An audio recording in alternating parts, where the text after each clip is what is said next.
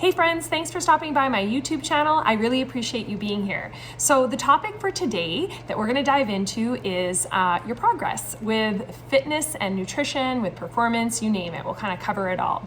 So if you haven't already, please subscribe to my YouTube channel. Feel free to drop a like, leave a comment, ask any questions. If there's anything you'd like to see, I'd be happy to get right into that. So here we go. When we are looking at progress for nutrition or for fitness, we can sometimes get really discouraged if we don't see like a straight shot towards our goals. So I see it all the time in regards to nutrition. Let's say somebody has a weight loss goal and they see some fluctuations. So perhaps they get started, and there's all different kinds of ways to look at this. Like, again, people are starting at all different spots. It's really, very much based on the individual. Someone who's very novice, just getting started, again, can kind of see a recomp where they're gaining muscle and they're losing fat, but they're looking at the number on the scale and they're not seeing that number drop. And it can be very discouraging because we're so attached to, weight. So there's some rejigging just in terms of mindset around, progress for this particular individual. For other people who are maybe, a little bit more experienced, they've been working at it a little bit longer, they might just not see progress as fast as they want. If someone's already, considered quite lean, they're not going to see rapid weight loss. In fact, they don't really want to. They want to preserve their tissue, so their progress is going to be a little bit slower. And they may even have bumps where things go up. If it's a female, her cycle might cause her to gain a little bit of weight once a month. If it's female or male, we might get a little bit of inflammation from like a really tough workout, for example. So we retain a little bit of water. So it's really important to remember when it comes to diet and nutrition and whatever those goals might be, your progress is not linear. It's really going to be a bit of this, but over time, you should be seeing yourself move in the direction of your goal. So it's really about managing your expectations, knowing I'm going to have some days where that weight's going to bump up a little bit, or I'm not going to see myself, even this week or this month, move as fast as I thought I should. So really making sure that you have other metrics in place to help you, feel good about what you're doing, feel invested in the process.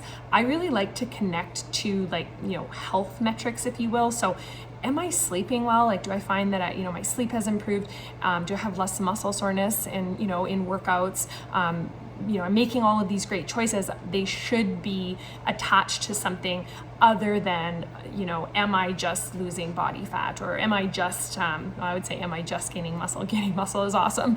So that is really, that would be a really positive metric to sort of focus on if that is a goal that you have. So just having things in place where we're not obsessing over that sort of long-term goal, and we recognize that the path, the journey there is going to look like it's going to have some winding moments and some dips and some potentially some climbs up and stuff like that. So in terms of your performance, it's actually very similar.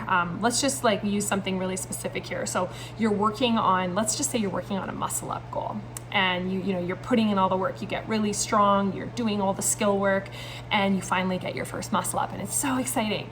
And then you don't do another muscle up for 3 weeks, and you try and you fail. So there's a lot to unpack there, but basically it's very much the same. Acquiring a new skill and then maintaining and improving the skill takes time. So obviously a big hurdle is just getting there, getting that first muscle up, getting that skill in the bag. But then it's just kind of piecing together what it takes to improve the skill, to build endurance. Often when people first get the skill, they're not quite equipped to sort of look at, or they haven't really factored in what did I do the first 3 or 4 days before that, the workouts 3 or 4 days before that. Does that, are my muscles really sore? Am I pulling muscles fatigued?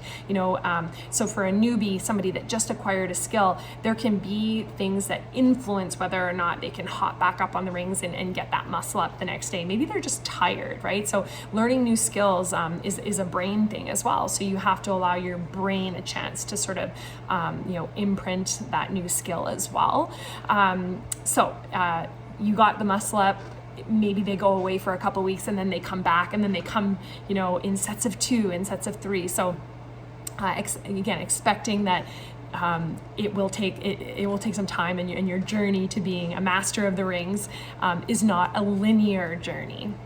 I hope you guys found this helpful. Again, if you have any comments or you want to leave any questions, please let me know. And if you have any ideas for future videos, I'd be happy to produce those.